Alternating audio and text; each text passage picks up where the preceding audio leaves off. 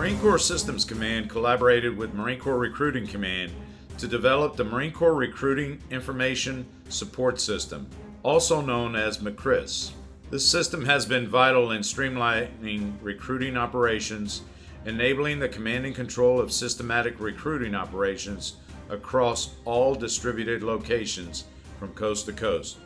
The latest version, MCRISS II, is a mobile platform that provides Marines with their recruiting needs from the moment they meet an applicant to the time they leave for boot camp.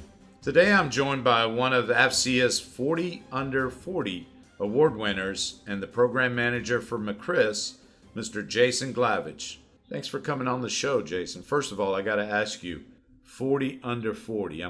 Are you the top 40 of AFCEA? What was that award about? Yeah, so every year AFCEA does, it's called Junior AFCEA because you're under 40, gotcha. So I guess they call it Junior under 40. Yeah, I don't qualify anymore, but anyway, go ahead. Yeah, they do a top 40 kind of in the technology realm for making change. There's not a ranking out of the 40, I found out, unfortunately, but so there were 40 award winners in 2020, and so I was nominated for the work with transitioning to Agile programs and some work that I'd done on my program. So it was, definitely a big honor. Fortunately, 2020 moved the award presentation about 6 times until they did it virtually. So it was awesome. A little interesting. All right, I was going to talk about that later, but I wanted to knock that right out of the ballpark as soon as we started because I was curious about that. Listen, before we jump into the conversation, do me a favor. Tell us a little bit about yourself and how you ended up here in this acquisition team of ours. So I joined the Marine Corps, 17 years old. Got stationed out in 29 Palms after Combalec maintenance school. Mm-hmm. After a couple deployments, looking through, there's a hot fill for 2800s to go to the EFE program. So I was able to put in for it, got selected by the chief warrant officer who was out there at the time, came out and was not aware if I was going on an acquisition program, so it was a bit of a shock. Really enjoyed it. Spent 5 years there.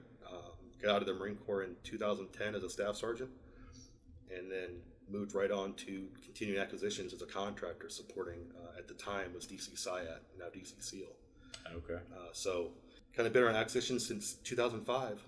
So again, I'll just go back in time a little bit because when you mentioned the EFE, you probably didn't even know what the acronym was when you were getting into it, but the Expeditionary Fighting Vehicle, which we both were on back in those days.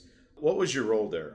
My initial role, I came there as a Combalec maintenance subject matter expert. Okay. Worked in the so you weren't physically the guy fixing, repairing, you were... Not initially. Okay. Right, so we were brought in as kind of the guys to help write the manuals, make sure the comm systems were designed right.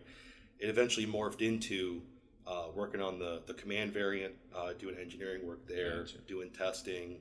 So the Marines were on the program at the time. I think we had 30 plus Marines at one time on there. Had a lot of different roles to make sure that when that vehicle got to the fleet, that it had all the touches the Marines wanted, not just what the requirements said. So I've recorded a few conversations in the past here, and one of the things I like to talk about is the fact that engineers generally do a lot of great stuff, but often at times, we forget this little thing called Marine proof. Like I'm not going to put my weapon in that place that you think I'm going to.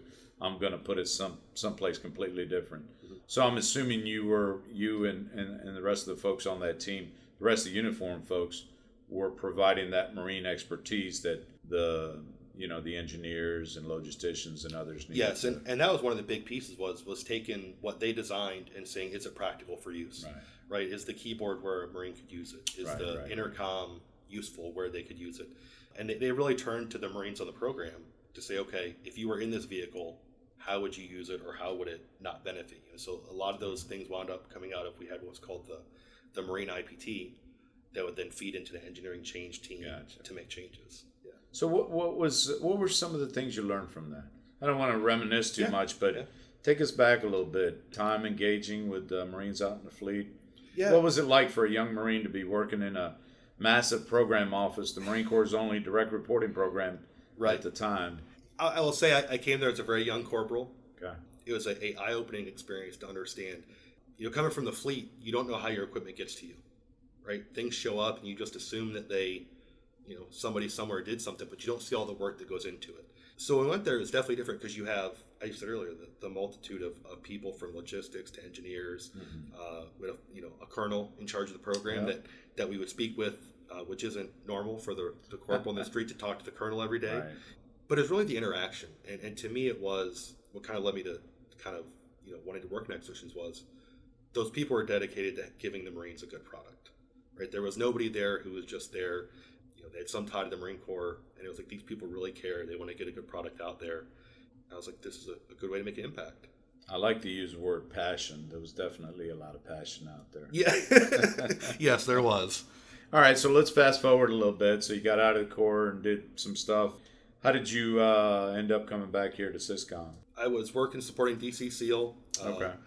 Was still familiar with the people that I worked with on EFV. Was in contact with one of the product managers at the time, and we were chatting, and the opportunity for the MCRISS program came up. I didn't know much about recruiting other than when I joined the Marine Corps, so I kind of jumped at the chance. One of the big keys for me was that we weren't going to be held by the traditional acquisition standards. We were going to be able to move forward with how we want to develop it for the Marines rather than the strict guidelines we've used in the past. So that was one of my key factors, was making sure we got it the right way.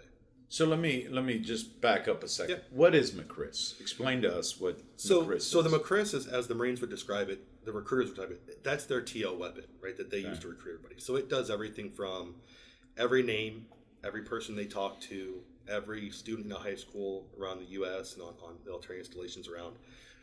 It's what they use to process someone in the Marine Corps. It also tracks every recruiter's mission, their productivity. It's a sales system, documentation. It does your clearances. It's everything that's required to put a Marine in the Marine Corps, from what we call contact through contract or street to fleet. Every recruiter, about 6,000 in total, uses it for every part of the daily job. So it's definitely unique that there's not some other tool they can use, right? So even the current legacy system they're using, they have to use to get their job done. So that's why it was so important to give them a new system, kind of new technology, to make sure it meets their needs. So long gone are the days where they have their books that they get out and pull out all the contacts and all of that. I'm dating myself on the years I spent out there. I was going to say you were a recruiter, right? At some No, point? I was on support staff, both at recruiting station at the Okay. district. I actually retired from Mcris, so I'm well versed on the multitude of things that you're talking about that goes from contact to contract. Yes. So basically a smart tablet all in one hand there. Yeah, both for the recruiter, the leadership team. All in the back, same system. Yeah, back in those days, the recruiter instructor would call you in and say, okay, how many calls did you make today? How many people did you talk to? So all of that now is at the palm of their hand. So McCriss Legacy was built from that paper-based system Okay. you're talking about. So they took those old boxes full of cards and they called them cards in the new system. So this was our chance to kind of move away from that, right, to the new McCriss II system. And that was the big piece was, McCriss Legacy has had a great run. It's about 20 years that it's been out there, was purpose-built, but it was time, hey, you need to revamp the technology, move to something easier, secure, more maintainable, and kind of take advantage of when industry does new things, right? We want to be able to take advantage of those items. So when you went from McCris to McCris II, are we talking basically a software upgrade to the model? Or It's a completely different system. Oh, So the legacy system was 100% custom coded by a number of different companies over the years. McCris II, actually, we took a different path. We went with a commercial vendor for the software platform. Okay.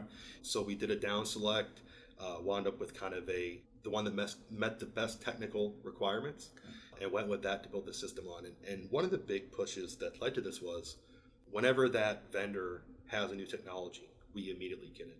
We're not going to go out and research. And that's part of McCris too. That's part of McCris too, right? So if they, as an example, they introduced a way to scan a driver's license and capture the info. Well, that's great. We can get that to a recruiter. They can enter the info faster. So when they release that, we're able to immediately turn that around and give that to the recruiters. Okay. And so that's what we're really trying to go for is we're not going to be behind, the private sector when it comes to technology upgrades. Now, what role did you have personally from McCris I and McCris II? Have you stayed on both of those programs, or? Yes. So I initially came on and was just a McCris II project manager. Okay. About 2 years in, I took over the legacy program to kind of put them underneath one umbrella. I shared all the people across the teams. That way we brought there were two different contractors. We brought them into one team so that everybody knew what everyone was doing with their end goals. The biggest thing for us has been we have recruiters on our team. And that's actually the thing. one of our kind of early requirements was, if we're going to build this based on what Marines need, we need Marines on the program. So you had dedicated recruiters on that team? So we have a team of 7 Marines, active duty recruiters, from gunnery sergeant through chief and officer 4 that are on the team that are fully dedicated. So when they write the... They work here at Syscom, or are they at MCRISS? So they're part of MCRISS. Okay. Gotcha. So and for those, Marine Corps Recruiting Command here at Quantico. Yes. And so it's interesting. So the general at McRick actually owns that MOS. A lot of others don't. Right. So he's in a unique position that when we said we'd like some career recruiter Marines to come on the program to help us, that, okay, we'll give them to you. We want to see the product. And so what we would do is, when there's a question, it's not from a requirements document written 5 years ago. It's from that recruiter, the career recruiter sitting there saying, this is how it needs to be built because I need to do this with it, which is, to us, making sure the recruiter gets what they need at the end of the day, not something that was written a number of years prior. Yeah, so funny you say that, because my thought process is, what's been their feedback? Did MCRISS II evolve from recruiter feedback, or was it? Yeah, so prior to this getting off to kind of the project coming to light, they went and did some surveys and said, hey, what do you need? What are you missing? Right? What's wrong with the current system? There was some redundancy. There was some things causing them to lose hours, and a quality of life survey at one point that recruiters weren't very happy, and McCris was kind of to blame for it. Those issues have largely been, from legacy standpoint, even resolved. As soon as that came back, we with the recruiting command's help, we said, let's focus, let's hit these issues, but then let's take all that feedback and roll it into a system. So we took that feedback, looked at things they asked for, like they wanted mobile capability. They wanted on their government phone to be able to recruit. So that was one of the big pieces. We worked with the vendor to get it to work with DISA's Purebred, which kind of the first commercial one to have it work. Right. And they'll be able to fully log in, do paperwork out at the new applicant's house, anything they need to help move them along. So, and that was a big part of their feedback was, I don't want to be out there and have to carry everything back to my office and then sit there till midnight and type it all in. What are we going to do now? We can't refer to the recruiter briefcase anymore, the big old box that we used to carry around. Just be the phone in their pocket for now. Well, it sounds like some great technology in the hands of the recruiters, and given how challenging missions continue to be, certainly a tool that they're thankful to have. What's next for McCris? I know you talked about, you get new technologies, you move on, but you're looking out to the future, or is that? Yeah. So one of the big things we want to do in the future is kind of using some of the automated intelligence or the data mining pieces that the cloud offers. There's a big push on how to use the data that we collect to predict things in the future. What leads to attrition at boot camp? What leads to attrition after 4 years versus someone staying in longer? Right. So there's multiple groups looking at that right now. And we want to be able to take that, put it in one of the tools that are offered through we use Microsoft Azure as our cloud provider, and use those to ensure that, okay, what are we seeing trends across that we can actually explain? And so we want to bring some of that in. We also want to give eventually the ability for applicants to develop some of their own forms without having the recruiter do it.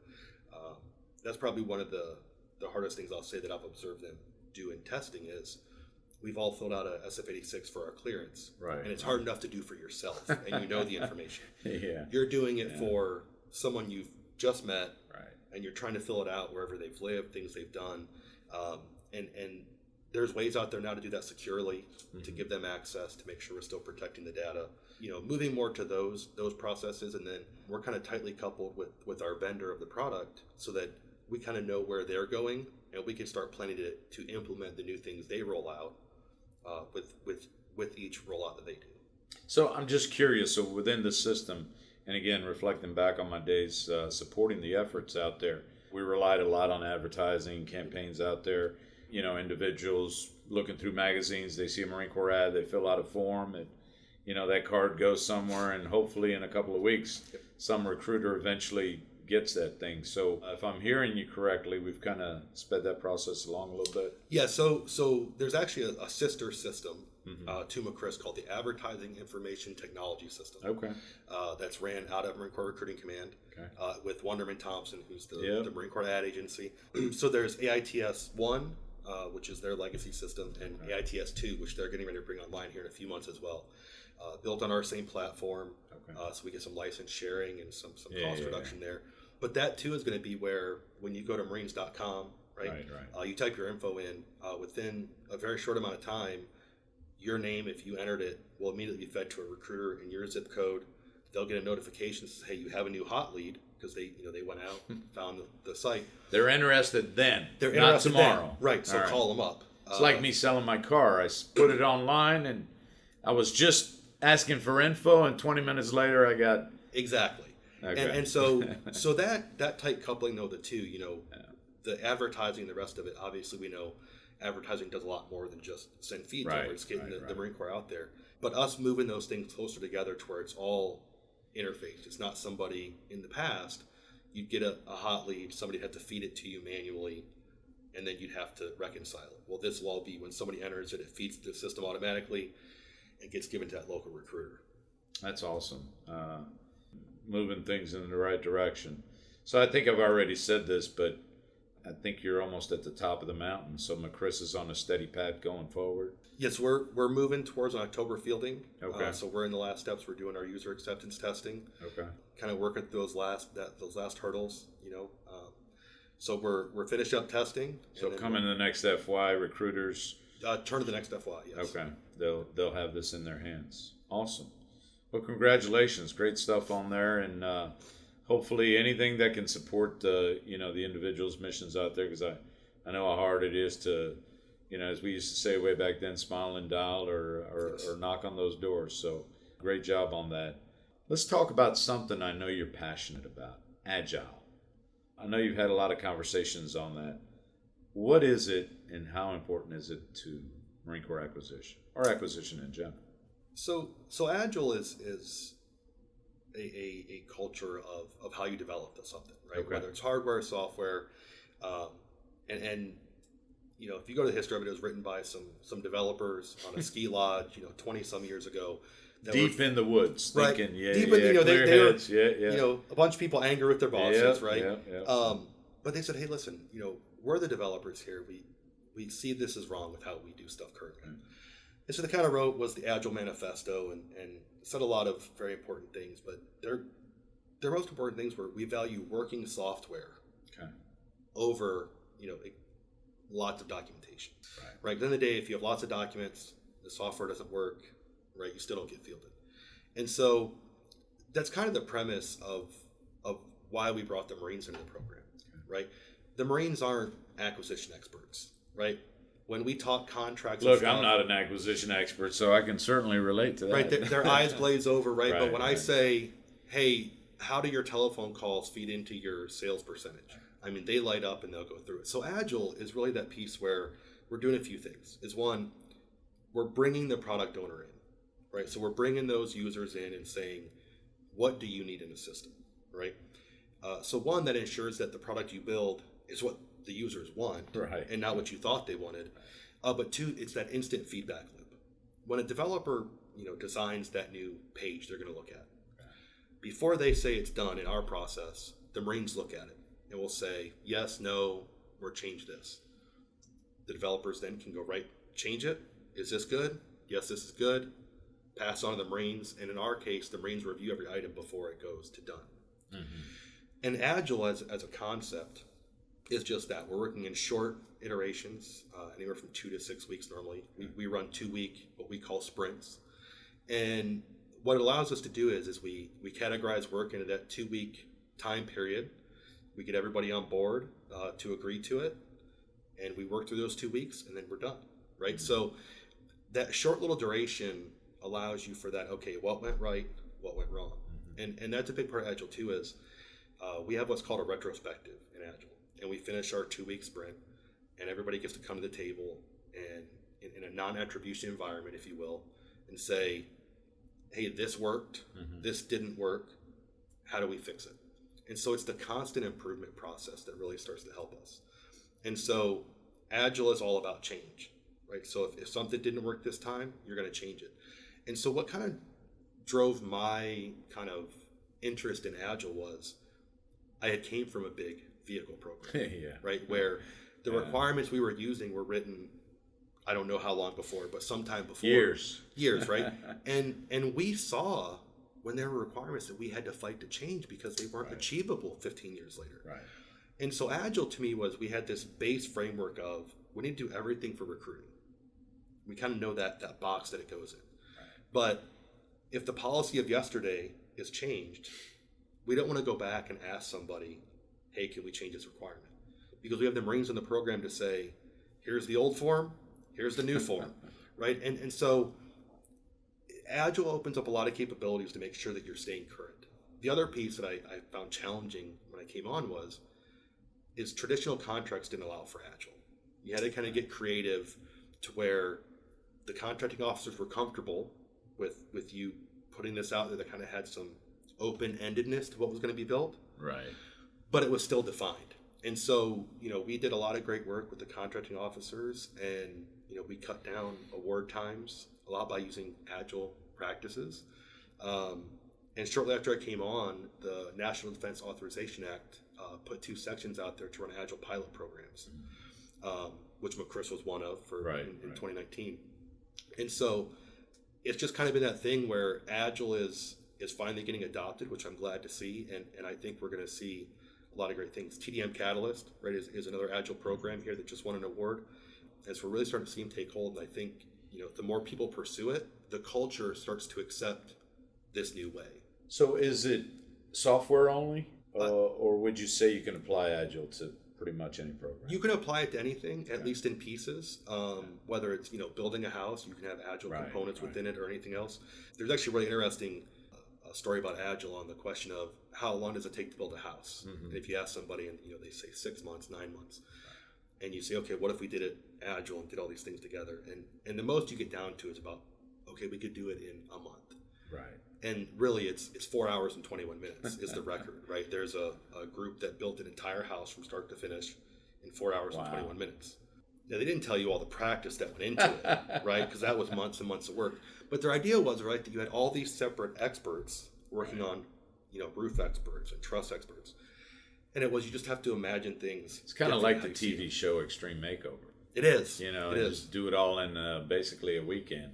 Right. It's the art of the possible, though, right? Because you're trying to give the customer what they want, and at the same time, be flexible, right? And that's the biggest thing we know is, from the years in theater, right, with the past 2 decades, threats change. Yeah. Where you can't use a requirement from 5 years ago if the enemy's changed. The same way it goes with anything else we use. So there's a lot of application, even on hardware programs, because you can split part of it, into more Agile-esque pieces. And the other thing, just from my perspective, I mean, we have a phenomenal customer base out there, but they're also a very demanding customer base, and that is our Marines. I mean, you wore the uniform, you understand.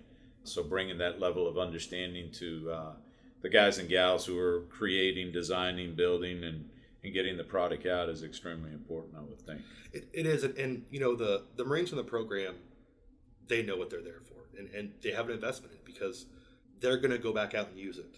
And every Marine recruiter, small, like the Marine Corps in general, small, they're going to know who is part of it, right? And so they're very aware that this has meaning. It's going to be here for a long time. So much so that actually, over the course of time, we've actually put those Marine recruiters through developer training. Okay. And they've actually developed some modules of the system. But the reason was to have them invested in it. Right, to where it is. So the feedback is going to be there. As all new programs will, there's going to be some initial growing pains. Right. But overall, it's positive feedback. I mean, the recruiters want more capability, especially in tough years. Right. They want any tool they can have to assist them in meeting that mission. I mean, it just gets tougher every year. Well, I'm certain you're dealing with candidates who are as smart, if not smarter, than some of our recruiters trying to I'm sure talk to them about their future. So right. I want to break some news here. You probably didn't know this was coming, but I'm assuming you're going to be the Agile crusader for Syscom and make sure some of these other programs bite into what you're doing. I can say that when our program started, we did something a little unique. Every other Friday at the end of our sprint, we would have an open house invite. Anybody who would want to come. Okay. And we'd have people down from all over Syscom come down. What are you doing? How are you doing it? We entertained the Air Force for about 2 weeks to see what we do. MEPS or MEPCOM, right? You process all of them. They came down to learn our processes and put it in place with what they were doing. And we did a lot of early work with TDM Catalyst on how we had things set up and working kind of together on things that work best. So we've had a lot of positive feedback, and I see the command that's going more to Agile style. I know POMLB, which my group now falls underneath, there's a big Agile push there as well because they realize that the one hard part, though, is getting that product owner on board. Yeah. Because not every buddy owns their MOS for their Marines. Right. And every Marine not out in the fleet is a Marine off the battlefield. So sometimes absolutely. I mean, I've dealt with programs, trying to get Marines to do operational assessment, operational testing. It takes a long time. We go through efforts here where we put gear in the hands of Marines. We'll do limited user evaluation, things of that sort, and all of that requires time. So it's time away from their unit. Right? Absolutely, and all the other things that they have to do. Hey, one other quick thing. So now that you got your hands on this additional MOS and those recruiters, any possibility of bringing some acquisition types back over? I'm just saying, we're always recruiting here. Well, and it's kind of funny. When we have these, we had a major performance captain now who's on the program there. They usually come from Monterey, right, out of the IT program there. And each one of them that comes across, my first sale is, so are you coming to acquisitions? Like, this could be you. And they've had really good tours here, and so we keep trying to get them over because we need more acquisition Marines on our side. Haven't sold one yet, but we continue to try. Man. Well, you need to start using McCris a little bit more. We do. I'm just saying. So listen, you've worked at Syscom in and out of uniform for a few years. So what is it about this place that motivates you? What would you say to somebody considering an opportunity at Syscom or a career at Syscom? I'd say it's a job worth doing, right? And I say that kind of plainly. I got out of the Marine Corps medically in 2010. Still wanted to serve somehow, and with acquisition. And I think here too, you see the impact of what you do, right? It's not always immediate, right? We know sometimes programs take a long time, but you see the impact, you see what it does. And I think, to me, knowing that someone's going to use this, in the Marine Corps, it's special. You know what I mean? It's not every day, you can make a widget anywhere, but this is actually something impactful, and I think that it really does mean something. And I think in many ways you're fortunate because you get to see the fruits of your labor probably a lot quicker than most. I mean, we talked about a vehicle program, and some people worked on that program for 15 years and didn't see the light of never day. Saw the vehicle. So, well, that there is that too. So, well, listen, congratulations. I think it's wonderful work that you're doing. Hopefully people are paying attention, maybe picking your brain a little bit to get some more Agile and some of these other systems that we do. And also, congratulations on the AFCEA Thank you. 40 Under 40 award. I just had to make sure I got that right. I'll be out of that category soon. Well, listen, I've been out of it for a while, so I'm not eligible for that award. Listen, I appreciate you making the time to talk to us about McCris and about some of the things you've been doing here at Syscom. But before we let you go, there's a thing we do at the show here called the lightning round. Okay. Are you ready for a couple of hard questions? I'll do my best. All right, awesome. That's all I ask of the folks that come here. What's your favorite vacation spot? Cedar Point, Amusement Park, Ohio. Oh, wow. All right. Out there in the middle of the country. Are you from Ohio? I am. Oh, well, there you go. Going back home a little bit. What's a TV show, book, movie, or a podcast you'd recommend? Honestly, when it comes to books, I like a lot of, right now, Gary Vaynerchuk and books that are more on emotional intelligence stuff. Kind of the better you interact with people, the better you interact with your employees, things like that. It goes a lot further than some of the older styles. And with Agile, it's all about the people interaction. So that, and then there's lots of Agile books that I've read over the past couple of years. Just don't make me do any homework, and we'll be okay. No, you'll be all right there. Yeah. If you weren't doing what you're doing now, what would Jason Glavich be out there doing besides getting in trouble or something? I mean, you know what? I love old stuff. So I'd be, grew up, buying old stuff and fixing it. Yeah. I still do that now when I can. Time's a little different, but probably working in some sort of shop, restoring old bikes or cars, stuff like that. Listen, it's never too late. I got a toy sitting in the garage, so one of these days I'll get to it. So, I mean, it takes time. It's always one of these days. Right? Absolutely. Listen, This is the tough one. This gets a lot of folks. If you could have any superpower, what would it be? We are on the clock, by the way, so... I'd have to pick the soup. It'd be the ability to manipulate kinetic energy, like Gambit from X-Men. There's a good one. Had not heard that one. Listen, Jason, great to catch up. Great to see you. Thanks again for making the time to be on the show. Best of luck, best of success in the future endeavors there, and maybe we'll get you back on. Thank you. I appreciate it. All right. Well, this concludes another episode of Equipping the Core. I hope you've enjoyed our conversation today. If so, please take a couple minutes, leave us a review, subscribe, tell your friends about us. Until next time, Manny Pacheco signing off.